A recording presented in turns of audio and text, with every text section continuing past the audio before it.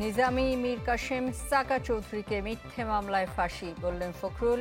মতভেদ ভুলে সব দলকে নির্বাচনে আসার আহ্বান।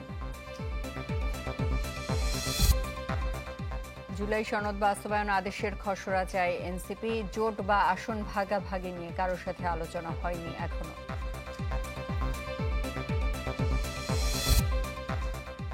এখনো অনিশ্চিত জুলাই সনদের ভবিষ্যৎ। পরিস্থিতি নিয়ন্ত্রণে থাকলে ফেব্রুয়ারিতেই নির্বাচন, অভিমত বিশ্লেষকদের।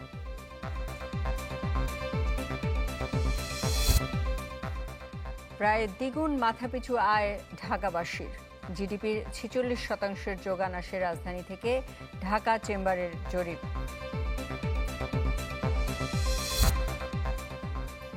বিমানবন্দরে ক্ষতিগ্রস্ত কার্গো ভিলেজ পরিদর্শন স্বরাষ্ট্র উপদেষ্টার। আগুনের কারণ অনুসন্ধানে 4 দেশের বিশেষজ্ঞদের আমন্ত্রণ।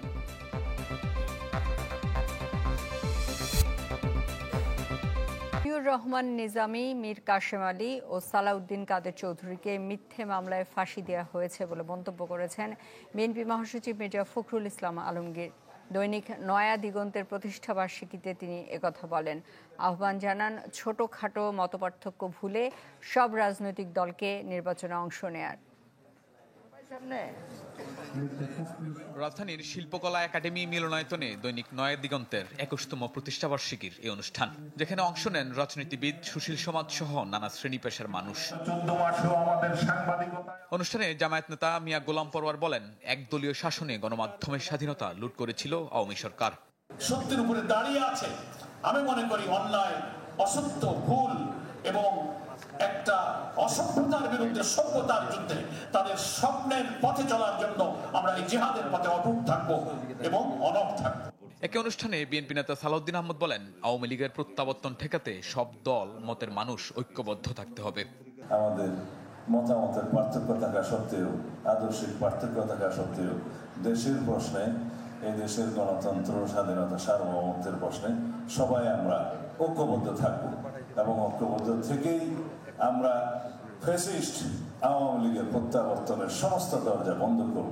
ছোটখাটো মতপার্থক্য ভুলে সব রাজনৈতিক দলকে নির্বাচনে অংশ নেওয়ার আহ্বান জানান বিএনপি মহাসচিব মির্জা ফখরুল ইসলাম আলমগীর। বলেন, মতিউর রহমান নিজামী, মীর কাসেম আলীকে মিথ্যা মামলায় ফাঁসি দেওয়া হয়েছে। আমাদের ছোটখাটো সমস্যা, এগুলোকে দূরে রেখে গণতান্ত্রিক ব্যবস্থাটাকে আমরা ফিরিয়ে আনার জন্য সবাই এই নির্বাচনে অংশ নেই এবং গণতান্ত্রিক ব্যবস্থাকে ফিরিয়ে নিয়ে আসি।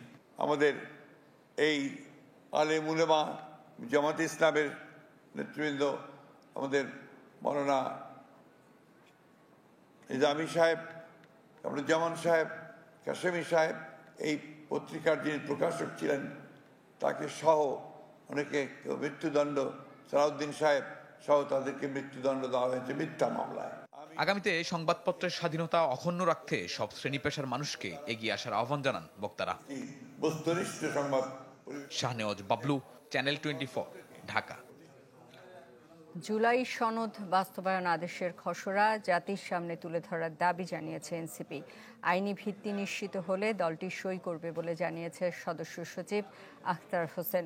ঐকমত্য কমিশনের সাথে বৈঠক শেষে তিনি আরও জানান, জোট বা আসন ভাগাভাগি নিয়ে এখনো কারোর সাথে আলোচনা হয়নি এনসিপির। জুলাই সনদ স্বাক্ষর অনুষ্ঠানে বিএনপি, জামাত সহ 25টি রাজনৈতিক দল অংশ নিলেও ছিল না অভ্যুত্থান পরবর্তী দল জাতীয় নাগরিক পার্টি এনসিপি। 17 অক্টোবরের পর শনিবার সংসদ ভবনের এলডি হলে ঐকমত্য কমিশনের সাথে এনসিপির 5 সদস্যের প্রতিনিধি দলের বৈঠক। এ সময় জুলাই সনদের আইনি ভিত্তি বাস্তবায়ন প্রক্রিয়া সহ বিভিন্ন ইস্যুতে 3 ঘণ্টা ধরে চলে আলোচনা। বৈঠক শেষে এনসিপি সদস্য সচিব আখতার হোসেন জানান, জুলাই সনদ বাস্তবায়ন আদেশের খসড়া এবং এর পরিধি কমিশনকে স্পষ্ট করার তাগিদ দেন তারা। জুলাই সনদ বাস্তবায়নের যে আদেশ, সে আদেশের ড্রাফট, সে আদেশের বিষয়বস্তু, সে আদেশের পরিধি, প্রত্যেকটা জিনিস জাতির কাছে উপস্থাপন করতে হবে। সে আদেশের মধ্যকার বক্তব্য কি, সে বিষয়গুলো তারা আমাদের কাছে এখনো পর্যন্ত উপস্থাপন করতে অপারগতা প্রকাশ করেছেন, যেটা আমাদেরকে এখনো পর্যন্ত আশাবাদী হতে দেয় নাই। এক প্রশ্নের জবাবে এনসিপি নেতা জানান, জোট বা আসন ভাগাভাগির বিষয়ে এখনো কোনো দলের সাথে আলোচনা হয়নি। আমরা এখনো পর্যন্ত কোনো দলের সঙ্গে সুনিশ্চিতভাবে জোটের বিষয় নিয়ে, আসনের বিষয় নিয়ে আমরা কোনো আলোচনা করি নাই, কিন্তু আমরা সকলের জন্য ওপেন রয়েছি। আমরা মনে করি যে নির্বাচনী জোট সেটা এক ধরনের বিষয়, আর সনদ বাস্তবায়ন সেটা অন্য ধরনের বিষয়। ঐকমত্য কমিশনের মেয়াদ শেষ হচ্ছে 31 অক্টোবর। শিগগিরই কমিশনের সাথে আবারও বৈঠকে বসবে এনসিপি। মুহাজির হক, চ্যানেল 24, ঢাকা।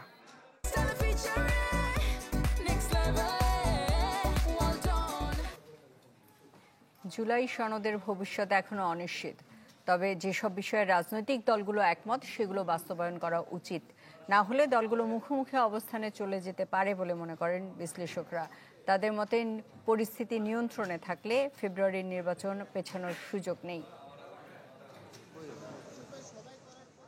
জুলাই সনদ তৈরিতে জাতীয় ঐকমত্য কমিশনের সাথে আলোচনা করে 30টি রাজনৈতিক দল ও জোট। এর মধ্যে 25টি দল এই সনদে এরই মধ্যে সই করেছে। তবে নির্বাচন কমিশনে নিবন্ধিত অনেক দল আলোচনায় অংশ নেওয়ার সুযোগই পায়নি। প্রশ্ন দেখা দিয়েছে সনদ কিভাবে বাস্তবায়ন হবে, যা নিয়ে বিশেষজ্ঞদের সাথে আলোচনা চালিয়ে যাচ্ছে ঐকমত্য কমিশন। রাজনৈতিক বিশ্লেষকরা বলছেন জুলাই সনদের ভবিষ্যৎ এখনো অনিশ্চিত, তবে সনদের বাস্তবায়ন হওয়া দরকার। না হলে মুখোমুখি অবস্থান নেবে রাজনৈতিক দলগুলো। যেগুলো বিষয়ে একমত হয়েছে এগুলো বাস্তবায়ন হওয়া দরকার, এবং এটা হবে বলে আমি আশাবাদী আর কি। তা না হলে ওই এখনকার পোস্ট আপরাইজিং যে দলগুলো, এই দলগুলো কিন্তু একে অপরের বিপক্ষে দাঁড়ায় যাবে। জুলাই সনদটা বাস্তবায়ন কিভাবে হবে, এখানে যে নোট অফ ডিসেন্টগুলো আছে সেগুলোর সমাধান কিভাবে হবে, এই বিষয়গুলো নিয়ে আমরা এখনো পর্যন্ত কোনো ধরনের মতৈক্যে পৌঁছাইনি। এবং আপনি এটা যে একটা ঐক্যের যে সিম্বল, আমার কাছে সেটা মনে হয় না। আমার কাছে মনে হয় যে এইখানে এই প্রচুর ভাঙা গড়ার একটা সম্ভাবনা থাকছে যদি আমরা এই জায়গাটাতে কোনো মতৈক্যে পৌঁছাতে না পারি। তবে দলগুলোর বর্তমান অবস্থানের কারণে পরিস্থিতি নিয়ন্ত্রণের বাইরে না গেলে ফেব্রুয়ারির নির্বাচন পিছিয়ে যাবার সুযোগ দেখছেন না এই দুই বিশ্লেষক। আওয়ামী লীগ ও জাতীয় পার্টির বিষয়ে সরকারের অবস্থান পরিষ্কারেরও তাগিদ দেন তারা। দুইটা জিনিস, একটা হলো আইন শৃঙ্খলা বাহিনীর ডিপ্লয়মেন্ট, আরেকটা হলো যে প্রশাসনটাকে সঠিকভাবে পুনর্বিন্যাস করা, যে নির্বাচনের প্রস্তুতিটা ঠিকমতো হচ্ছে কিনা, ইলেকশন ডেতে ঠিকমতো সবাই কাজ করছে, এটার একটা কাঠামো আমার মনে হয় গভর্নমেন্টেরও থাকা উচিত। আওয়ামী লীগের ব্যাপারে কি সিদ্ধান্ত নেবেন, জাতীয় পার্টির ব্যাপারে কি সিদ্ধান্ত নেবেন, এই দুটো ইস্যুকেও যদি আপনি পলিটিক্যালি সলভ না করেন তাহলে নির্বাচন সমস্যা হবে। এখন পর্যন্ত আমরা যেটা দেখছি যে জামাত বলছে এই দাবিগুলো না মানলে তারা নির্বাচনে অংশগ্রহণ করবে কিনা চিন্তা করবে। মানে সেই স্টেটমেন্টটাকে আপনি কতদূর পর্যন্ত টানবেন সেই ডিসিশনটা জামাত ইসলামীকে নিতে হবে। এখন আপনার যদি সেই ব্যাকট্র্যাক করতে খুব বেশি দেরি হয়ে যায় তখন কিন্তু আপনি একটা অপরচুনিটি তৈরি করবেন, একটা সম্ভাবনা তৈরি করবেন। এবং আমরা জানি যে এইখানে বিগত যে সরকার ছিল তারা আছে, এখানে অন্যান্য ইন্টারেস্ট গ্রুপগুলো আছে, এই গ্রুপগুলো তখন সেটার একটা অপরচুনিটি না তৈরি করবে। একই সাথে রাজনৈতিক দলগুলোকে দায়িত্বশীল আচরণের আহ্বান জানান বিশ্লেষকরা। রাজনৈতিক দলগুলোর দায়িত্বশীলতার পরিচয় দেওয়াটা দরকার। Ashikin Prince, channel 24, Dhaka. দেশের মানুষের গড় মাথাপিছু আয়ের প্রায় দ্বিগুণ রোজগার করেন ঢাকায় থাকা মানুষজন। ফলে মোট জিডিপির প্রায় 46% যোগান আসে এই মেগা শহর থেকে। ঢাকা চেম্বারের ইকোনমিক পজিশন জরিপের তথ্য মতে মোট রপ্তানির আয়ের 58% নিয়ন্ত্রণ করে 214টি প্রতিষ্ঠান। দেশের অর্থনৈতিক কর্মকাণ্ডের প্রাণ রাজধানী ঢাকা। প্রায় 2 কোটি মানুষের এই মেগা শহরে প্রতি বছরই বাড়ছে মানুষের সংখ্যা, যারা কোনো না কোনোভাবে যুক্ত হচ্ছে কাজকর্মে। ফলে আয় কিংবা বন্টনের বিচারে জাতীয় গড় থেকে সহবতী এগিয়ে এই শহরের বাসিন্দারা। ঢাকা চেম্বার আয়োজিত সেমিনারেও তুলে ধরা হয় এই তথ্য। বলা হয় দেশের মানুষের মাথাপিছু আয় যেখানে $2,820, সেখানে ঢাকাবাসীর প্রায় দ্বিগুণ, অর্থাৎ $5,163। আর মোট জিডিপির প্রায় 46% যোগান আসে রাজধানী থেকে। ঢাকা চেম্বার প্রণীত ইপিআই এর মাধ্যমে প্রথমবারের মতো ত্রৈমাসিক ভিত্তিতে দেশের ম্যানুফ্যাকচারিং ও সার্ভিস সেক্টরে কার্যক্রম মূল্যায়নের একটি কাঠামোগত পদ্ধতি প্রবর্তিত করা হয়েছে। এই সূচক খাতভিত্তিক অর্থনৈতিক কার্যক্রমের পরিবর্তন ও প্রবণতা ত্রৈমাসিক ভিত্তিতে নিয়মিতভাবে পরিমাপ করবে। জরিপে বলা হয় দেশের মোট রপ্তানি আয়েরও 40% আসে ঢাকা থেকে, আর পোশাক খাতের 58.5% নিয়ন্ত্রণ করছে 214টি প্রতিষ্ঠান। এছাড়া উৎপাদন খাতের প্রায় 56% নিয়ন্ত্রণ করছে 365টি প্রতিষ্ঠান, সেবা খাতে যা 289টি। মনিটারি পলিসি দুটো হাফে হয়। এগুলো যে একটা সিনক্রোনাইজেশন, এগুলো যে একটা হ্যান্ড হোল্ডিং, এগুলো যে একটা combined effort দরকার for helping private sector to move into the right direction, to progress in the proper direction, সেই জায়গাগুলো আমার মনে হয় none of the tools or techniques we have up and running in the country. আমাদের number one criteria priority হওয়া উচিত যে রেকমেন্ডেশনগুলি যেগুলো পাটওয়ারি যাবে ওগুলো একেবারে Dhaka centric to the point হওয়া উচিত, এটাই আমার এবং পরবর্তীতে ইউ ক্যান এক্সপ্যান্ড ইট। এই সময় বক্তারা বলেন দেশের অর্থনীতির প্রায় 80% দাঁড়িয়ে আছে অপ্রাতিষ্ঠানিক খাতে। এই জরিপের আওতায় কৃষিখাতকেও অন্তর্ভুক্ত করার পরামর্শ তাদের। মাসুম মিয়া, চ্যানেল 24। হযরত শাহজালাল আন্তর্জাতিক বিমানবন্দরের কার্গো ভিলেজে অগ্নিকাণ্ডের কারণ অনুসন্ধানে 4 দেশের বিশেষজ্ঞদের আমন্ত্রণ জানানো হয়েছে। কথা জানিয়েছেন স্বরাষ্ট্র উপদেষ্টা মোহাম্মদ জাহাঙ্গীর আলম চৌধুরী। ক্ষতিগ্রস্ত কার্গো ভিলেজ ও বিমানবন্দরের গেট পরিদর্শন শেষে সাংবাদিকদের তিনি বলেন, তদন্তের জন্য নমুনা সংগ্রহ করতে যুক্তরাজ্য, অস্ট্রেলিয়া, চীন ও তুরস্কের বিশেষজ্ঞদের আমন্ত্রণ জানানো হয়েছে। আগুনের পেছনে নাশকতা বা গাফিলতি থাকলে সেটি তদন্ত করে বের হবে বলেও জানান তিনি। উপদেষ্টা বলেন, আগুন লাগার পর নির্বাপনে বিমানবন্দরের নিজস্ব 4টি ইউনিট ও ফায়ার সার্ভিস দ্রুত পৌঁছলেও কার্গো ভিলেজে দাহ্য পদার্থ থাকায় নেভাতে সময় লেগেছে।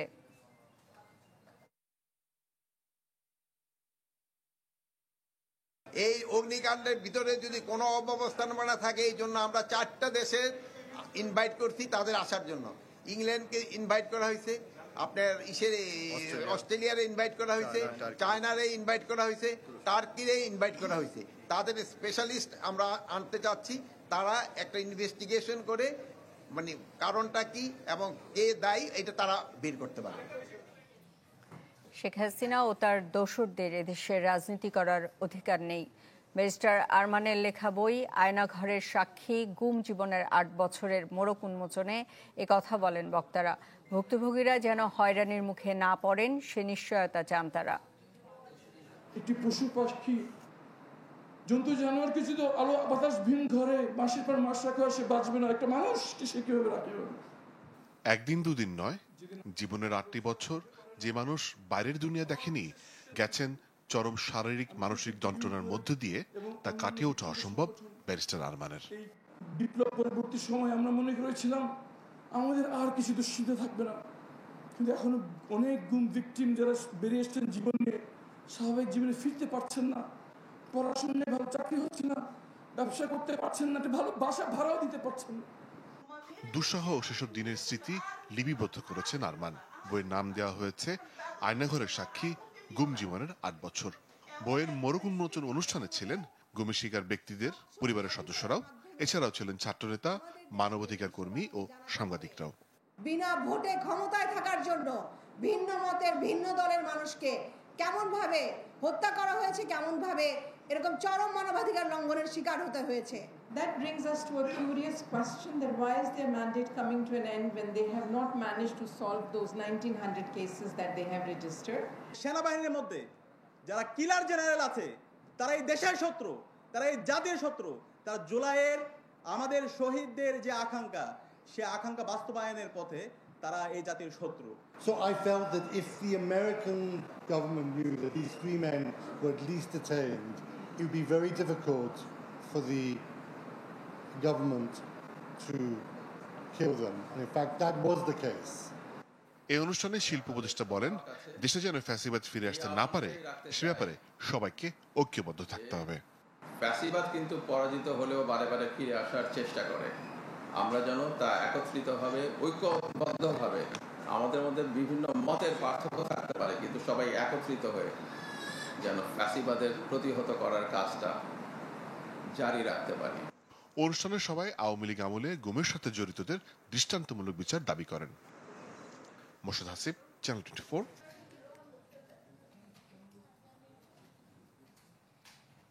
যে মোটামুটি রিপেয়ার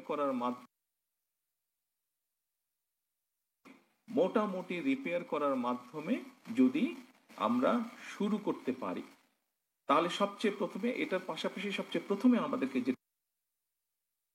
যে আমাদের যারা প্রাইমারি, বিশেষ করে প্রাইমারি স্কুলের শিক্ষক শিক্ষিকা যারা আছেন, এই শিক্ষক শিক্ষিকাদেরকে আমাদের দুটো বিষয় নজর দিতে হবে তাদের প্রতি।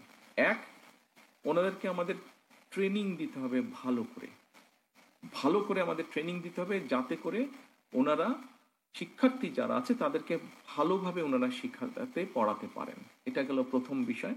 আমরা এরই ভিতরে পড়েছি যে আমাদের বাজেটের একটা বড় অংশ, অন্তত 4 থেকে 5% মিনিমাম আমরা অংশ, এখন বোধহয় 1.2% আছে টোটাল বাজেটের, এটাকে বাড়িয়ে আমরা শিক্ষাতে এটা ডাইভার্ট করতে চাই বড় বাজেট।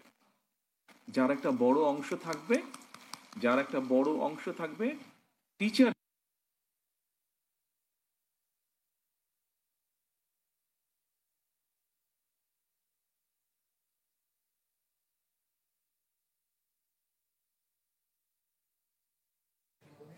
কিশোরগঞ্জে বৃত্তি প্রদান অনুষ্ঠানে শিক্ষার্থীদের সাথে মত বিনিময় করছেন বিএনপির ভারপ্রাপ্ত চেয়ারম্যান তারেক রহমান। সরাসরি ছিলাম সেখানে। আধিপত্য বিস্তার নিয়ে ব্রাহ্মণবাড়িয়ায় বিরামপুরে দুপক্ষের সংঘর্ষে একজন নিহত হয়েছেন, আহত অন্তত 40 জন। পুলিশ জানায় বিরামপুর গ্রামের সাবেক চেয়ারম্যান হারুন মিয়া ও সাচ্চু গ্রুপের বিরোধ দীর্ঘদিনের। এর জেরে সকালে দেশীয় অস্ত্র নিয়ে সংঘর্ষে জড়ায় দুপক্ষ। এ সময় প্রতিপক্ষের আঘাতে নিহত হন সাচ্চু গ্রুপের নাসির উদ্দিন, আহত হন বেশ কয়েকজন। এ সময় ভাঙচুর করা হয় ঘরবাড়িতেও। খবর পেয়ে ঘটনাস্থলে গিয়ে পরিস্থিতি নিয়ন্ত্রণে আনে পুলিশ। আহতদের স্থানীয় হাসপাতালে চিকিৎসা দেওয়া হয়েছে।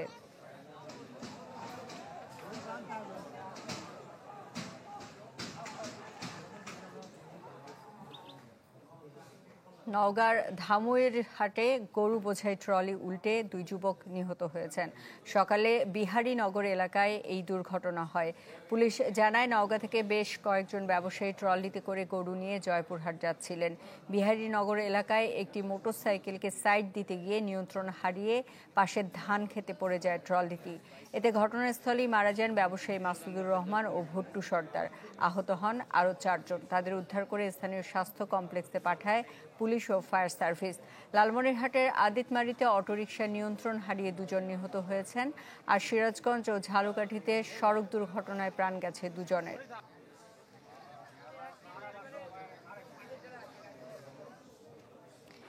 যে কোনো মূল্যে চট্টগ্রাম বন্দরের টার্মিনাল অপারেশনের দায়িত্ব বিদেশিদের হাতে ছেড়ে দেওয়া ঠেকানো হবে। সকালে নগরীর আগ্রাবাদ বাদামতলী মোড়ে বন্দর রক্ষায় শ্রমিক, ছাত্র, পেশাজীবী নাগরিক চট্টগ্রামের ব্যানারে আয়োজিত মানববন্ধনে এ হুঁশিয়ারি উচ্চারণ করা হয়। বক্তারা বলেন, দেশীয় অপারেটর লাভজনক ও দক্ষতার সাথে এনসিটি পরিচালনা করছে, অথচ অদক্ষতার অভিযোগ এনে তুলে দেওয়া হচ্ছে বাইরের অপারেটরের হাতে। লালদিয়া টার্মিনালের দায়িত্ব দেয়া হচ্ছে বিদেশিদেরকে। মূলত বিভিন্ন দেশকে তুষ্ট করতেই এই অপতৎপরতা, যা প্রতিহত করা হবে ঐক্যবদ্ধভাবে। 2000 কোটি টাকার নেট মুনাফা, এইরকম একটি সক্ষম বন্দর আজকে বিদেশিদের হাতে তুলে দেওয়ার মধ্য দিয়ে আমরা দেখছি একটি জাতীয় সম্পদ বিরোধী ষড়যন্ত্র চলছে। 2500 কোটি টাকা লাভ থাকার পরও কেন বন্দর সক্ষমতা নাই বলে এই বন্দর বিদেশের হাতে তুলে দেওয়া হবে? বর্তমান সরকার এবং চট্টগ্রাম বন্দর কর্তৃপক্ষের বিভিন্ন কর্মকর্তারা যোগ সাজস করে ডিপি ওয়ার্ল্ডের সাথে এই দেশের জনগণের উপরে ট্যারিফের বোঝা বাড়িয়ে দিয়েছে। আজকে চট্টগ্রাম বন্দরকে যদি বিদেশি কোম্পানির কাছে দেওয়া না হয়, বাংলাদেশের অর্থনীতি যেমন বাঁচবে, বাংলাদেশের জাতীয় নিরাপত্তা রক্ষা পাবে। আজকে যে জাতীয় নিরাপত্তা হুমকির সম্মুখীন আমরা মনে করি। কোন বাধা, কোন বিপত্তি, কোন নিষেধাজ্ঞা বন্দর মানুষ মানবে না। চট্টগ্রামের মানুষ তাদের জীবন দিয়ে চট্টগ্রামের এই সম্পদ রক্ষা করবে। এই ইন্টারভিউ কোম্পানির কোনো অধিকার নেই এই ধরনের সিদ্ধান্ত নেওয়ার। তাদের কাজ হচ্ছে রিনিউয়াল করার, একটি নির্বাচন দিয়ে নির্বাচিত সরকারকে ক্ষমতা দিয়ে চলে দেওয়ার। এই চট্টগ্রাম বন্দর বাংলাদেশের স্বর্ণধারকে বিদেশিদের হাতে তুলে দেওয়া যাবে না। আমরা তা দিতে পারি না, আমরা তা দিব না। আমরা এর বিরুদ্ধে চূড়ান্ত লড়াই করব। এক পদ এক পেনশন নীতি স্বীকৃতি চান অবসরপ্রাপ্ত সেনা কর্মকর্তারা। রাজধানীতে এক সেমিনারে সরকারের কাছে এই দাবি জানানো হয়। অবসরপ্রাপ্ত কর্মকর্তারা বলেন, এই পদ্ধতির মূল ধারণা একই পদে থেকে একই সময়ে অবসর গ্রহণকারী সকল কর্মীর পেনশন সমান হবে, কারণ তারা একই কাজ করেছেন এবং একই ধরনের অভিজ্ঞতা অর্জন করেছেন। অনেক দেশে এমন পেনশন ব্যবস্থা চালু রয়েছে, তাতে করে পুরাতন পেনশন পেনশনারগণ বঞ্চিত হন না বলেও জানান তিনি। অবসরপ্রাপ্ত সশস্ত্র বাহিনীর সদস্যরা চাকরিকালীন সময় রাষ্ট্রকে সর্বোচ্চ দিয়েছেন, তাই তারা চান তাদের সেবার একটি সম্মানজনক স্বীকৃতি। এক পদ এক পেনশন নীতি সেই স্বীকৃতি নিশ্চিত করার একটি কার্যকর উপায় বলেও মনে করেন অবসরপ্রাপ্ত সশস্ত্র বাহিনীর মুদ্রা রিজার্ভ হিসেবে সংরক্ষণ করে বাংলাদেশ ব্যাংক, যার সিংহভাগই ডলার, আর স্বর্ণের মজুদ 12 টন, যা মোট রিজার্ভের 5%। স্বর্ণের দাম বৃদ্ধি আর ডলারের দরের ওঠানামায় অনেক দেশ স্বর্ণের মজুদ বাড়ালেও বাংলাদেশ ব্যাংক বলছে নিরাপত্তা ও মুনাফার কথা বিবেচনায় রিজার্ভ বিন্যাসে পরিবর্তন আনা হবে। মাসুম মিয়ার রিপোর্ট। আন্তর্জাতিক বাণিজ্য লেনদেন নির্বিঘ্ন রাখতে প্রতিটি দেশেই সংরক্ষণ করে বৈদেশিক মুদ্রা। নিয়ম অনুযায়ী কমপক্ষে 3 মাসের আমদানি ব্যয় মেটানোর সমপরিমাণ অর্থ থাকতে হয় রিজার্ভে। এটি শুধু আমদানি ব্যয় নয়, দেশের আর্থিক নিরাপত্তা ও অর্থনৈতিক স্থিতিশীলতার অন্যতম ভিত্তি। প্রয়োজন ভেদে স্বর্ণ, ডলার সহ শক্তিশালী বৈদেশিক মুদ্রা রিজার্ভ হিসেবে সংরক্ষণের প্রচলন রয়েছে। বাংলাদেশ ব্যাংক সংরক্ষণ করে ডলার, পাউন্ড, ইউরো, ইয়েন ও ইউয়ান, এই 5 বৈদেশিক মুদ্রা। তবে রিজার্ভের প্রায় 70%ই রাখা হয় ডলারে। এর মধ্যে IMF এর স্পেশাল ড্রয়িং রাইট বা SDR হিসেবে রয়েছে রিজার্ভের 6 থেকে 7%। সবচেয়ে বড় অংশ যুক্তরাষ্ট্রের ফেডারেল রিজার্ভ ব্যাংকে। 70% রাখি হচ্ছে US ডলারে, বাকি রেস্ট এটা নর্মাল প্র্যাকটিস, নট আইন। বাকিটা আমরা বিভিন্ন মুদ্রায় রাখি। ডলারের এগেনস্টে অন্যান্য মুদ্রার যে এক্সচেঞ্জ রেট, সেটাকে সে অনুযায়ী ইনপুট দিয়ে ডলারে কনভার্ট করে আমরা টোটালটাকে ডলারে হিসাব করি। অন্যদিকে মোট রিজার্ভের অন্তত 5% আছে স্বর্ণ হিসেবে। মজুদ মোট 12 টন স্বর্ণের মধ্যে 10 টন রাখা হয়েছে যুক্তরাজ্যে, আর 2 টন বাংলাদেশ ব্যাংকের মতিঝিল কার্যালয়ের ভল্টে নিরাপদে সংরক্ষিত। সম্প্রতি বিশ্ববাজারে স্বর্ণের মূল্যবৃদ্ধি ও ডলারের মূল্য উঠানামায় স্বর্ণের মজুদ বাড়াচ্ছে বিভিন্ন দেশ। এমন পরিস্থিতিতে বাংলাদেশ ব্যাংকের রিজার্ভ বিন্যাসের পরিবর্তন আনা হবে কিনা, এমন প্রশ্নের জবাবে কেন্দ্রীয় ব্যাংকের মুখপাত্র জানান, নিরাপত্তা ও মুনাফা বিবেচনা করে রিজার্ভ বিন্যাস করেন তারা। মানে আমি এখন প্ল্যান করবো যে আগামী 3 মাস পর কি হবে তা না, এটা অনেক সময় আজকের সিদ্ধান্ত আজকেই নিতে হবে। গোল্ড গতকাল দেখালো যে একটা কারেকশন, বলতেছে কারেকশন ভালোই ফল করেছে। এখন এটা কি আরও ফল করবে নাকি মানে একটা সেল প্রেশারের কারণে এটা ফল করলো আরও বাড়বে, এটা আমি প্রেডিক্ট করতে পারলে আমি ঠিক আছে, আমি কিছু গোল্ডে চলে যাই। সবশেষ হিসাবে দেশের বৈদেশিক মুদ্রার মোট রিজার্ভ 32.10 বিলিয়ন ডলার। তবে আন্তর্জাতিক মানদণ্ড BPM-6 অনুযায়ী হিসাব করলে তা দাঁড়ায় 27.35 বিলিয়নে। মাসুম মিয়া, চ্যানেল 24, ঢাকা। সরবরাহ বাড়ায় কিছুটা কমেছে সবজির দামের উত্তাপ। সপ্তাহ ব্যবধানে কেজিতে 20 টাকা পর্যন্ত কমে অধিকাংশ সবজি 60 থেকে 80 টাকার ঘরে। আমদানির প্রভাবে কেজিতে 3 টাকা পর্যন্ত কমেছে চালের দামও, যদিও সেই দাম সাধারণের নাগালের বাইরে। আর আগের দামই বিক্রি হচ্ছে ব্রয়লার ও সোনালী মুরগি। দীর্ঘদিন ধরেই দামের উত্তাপ সবজির বাজার জুড়ে, তবে স্বস্তি ফিরেছে কিছুটা। আগাম মৌসুমী সবজির সরবরাহ বাড়ায় কমতে শুরু করেছে দামও, যদিও তা রয়ে গেছে নাগালের বাইরে। সপ্তাহ ব্যবধানে কেজিতে সর্বোচ্চ 20 টাকা পর্যন্ত কমেছে অধিকাংশ সবজির দর। বেগুন, করলা, কাঁকরোল 80, ঢেঁড়স, পটল, মূলা 50, আর আগাম বাঁধাকপি, ফুলকপি, লাউ বিক্রি হচ্ছে 50 থেকে 60 টাকায়। তবে আমদানিকৃত প্রতি কেজি টমেটো, গাজরে গুনতে হচ্ছে 100 টাকা, আর এখনো 200 টাকার ঘরে কাঁচা মরিচের দাম।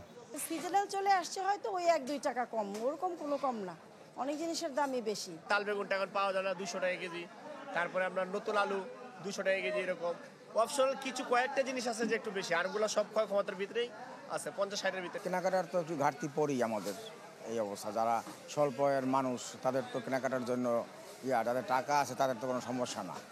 মাসখানেক ধরে স্থির পেঁয়াজের বাজার, বিক্রি হচ্ছে 80 টাকায়। অপরিবর্তিত মুদি পণ্যের বাজার। পেঁয়াজের দামও কম, গ্যাসের সপ্তাহ যা ছিল তার থেকে 4-5 টাকা কম। আর আপনার রসুনের দাম গ্যাসের সপ্তাহ থেকে সপ্তাহ 10 টাকা বেশি, আদার দামও বেশি, আর মোটামুটি সব দামই স্বাভাবিক আছে। সংসারের প্রভাব পড়ছে, কারণ সব কিছুর দাম একটু বেশি, হ্যাঁ, এই জন্য মাছেরও দাম বেশি, সবজিরও দাম বেশি। আমদানির উদ্যোগে কমতে শুরু করেছে চালের দামও। সপ্তাহ ব্যবধানে 3 টাকা পর্যন্ত কমে প্রতি কেজি 28, 56 থেকে 65, মোটা চাল 52 থেকে 55 আর মিনিকেট বিক্রি হচ্ছে 78 টাকা পর্যন্ত, যদিও বছর ব্যবধানে পণ্যটির দর বেড়েছে 15% পর্যন্ত। ইন্ডিয়ান চালটা সাপ্লাই হয় তখন বাংলাদেশের চালের দাম কম থাকে, যখন সাপ্লাই বন্ধ হয়ে যায় তখন চালের দাম বাড়বে। 60-70 আমরা খাইছিলাম, 60 টাকা 50 টাকা এরকম হলে ভালো হয়, মানে দাম একটু উপরে আসে আর কি। অপরিবর্তিত আছে মুরগি ও ডিমের দাম। প্রতি কেজি ব্রয়লার 180, সোনালী 300 আর প্রতি ডজন ডিম বিক্রি হচ্ছে 135 টাকায়। মইনুল হাসান, চ্যানেল 24, ঢাকা।